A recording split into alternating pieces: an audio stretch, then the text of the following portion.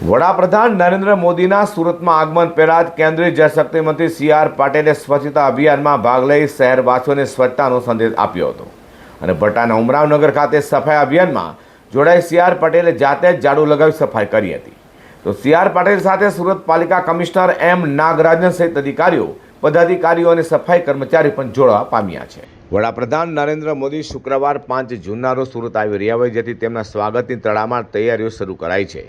સુરતમાં વડાપ્રધાન આગમન પહેલા સ્વચ્છતા અભિયાન અને જાગૃતતા કાર્યક્રમ યોજાઈ રહ્યા છે, જેમાં કેન્દ્રીય જળશક્તિ મંત્રી સી.આર. પાટીલે ભટાર વિસ્તારના ઉમરાવનગર ખાતે સ્વચ્છતા અભિયાનમાં જોડાઈ જાતે જાહેર માર્ગ પર ઝાડુ લગાવી સફાઈ કરી હતી અને પ્રધાનમંત્રી નરેન્દ્ર મોદીના સુરત આગમન પહેલા શહેરવાસીઓને સ્વચ્છતા અંગે જાગૃત કરવાનો પ્રયાસ કર્યો હતો.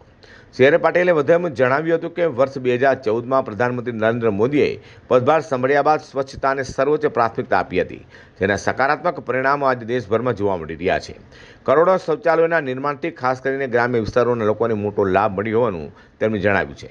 સાથે સુરતને દેશના સૌથી સ્વચ્છ શહેરમાં પ્રથમ સ્થાન પ્રાપ્ત કરવા બદલ પાલિકાના અધિકારીઓ, પદાધિકારીઓ અને સફાઈ કર્મચારીઓને અભિનંદન પાઠવ્યા હતા. આ સિદ્ધિને જાળવી રાખવા માટે સતત પ્રયત્નો કરવાની જરૂરિયાત પર ભાર મૂક્યો હતો. સી.આર. પાટીલ સાથે સ્વચ્છતા અભિયાનમાં સુરત મનપા કમિશનર એમ. નાગરાજન સહિત અધિકારીઓ, પદાધિકારીઓ અને સફાઈ કર્મચારીઓ પણ જોડાયા હતા. માનનીય પ્રધાનમંત્રી શ્રી નરેન્દ્ર મોદી સાહેબે 2014માં પદભાર સંભાળ્યા પછી સૌથી પહેલાં પ્રાયોરિટી એમણે સ્વચ્છતા માટે આપી હતી અને એના પરિણામ પણ આવ્યા. આજે લગભગ 12,000 કરોડ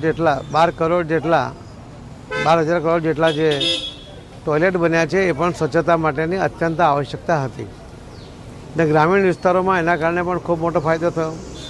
શહેરી વિસ્તારમાં મહાનગરપાલિકા કે નગરપાલિકા દ્વારા પણ સફાઈ ઝુંબેશ કે એમની પાસે કર્મચારીની વ્યવસ્થા પણ હતી.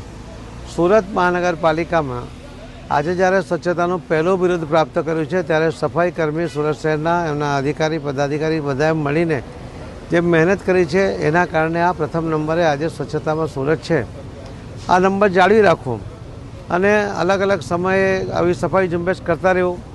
માનનીય પ્રધાનમંત્રી મોદી સાહેબ જ્યારે કોઈ શહેરમાં વિઝિટ કરે છે એના 1 અઠવાડિયા પહેલાં ત્યાં સફાઈ ઝુંબેશ થવી જોઈએ એવો એમનો આગ્રહ હોય છે. એના કારણે સ્વચ્છતાનું પ્રમાણ એક વધે છે. વધુમાં સી.આર. પાટીલે કહ્યું કે પ્રધાનમંત્રી મોદી જે શહેરની મુલાકાત લે છે ત્યાં 1 અઠવાડિયા અગાઉ સ્વચ્છતા અભિયાન ચલાવવાનો આગ્રહ રાખે છે. શુક્રવારે પ્રધાનમંત્રીના સુરત આગમન પૂર્વે અભિયાન યોજાયું છે. ઉપરાંત મચ્છરજન્ય રોગોને પાણીના ભરાવાને રોકવા માટે પાલિકા દ્વારા 900 જેટલા કેમ્પ યોજવાનું કહ્યું છે. સાથે કહ્યું હતું કે સ્વચ્છતા માત્ર પોતાના ઘર પૂરતી મર્યાદિત ન રાખી સમાજ, શહેર, રાજ્ય અને દેશ સુધી વિસ્તરવી જોઈએ તેવો સંદેશ આપી સ્વચ્છ ભારત અભિયાનના કારણે બાળકોમાં પણ સ્વચ્છતા અંગે જાગૃતિ વધી છે. હવે તેઓ જાહેર સ્થળોએ કચરો ફેંકતા નથી તેમ પણ કહ્યું હતું.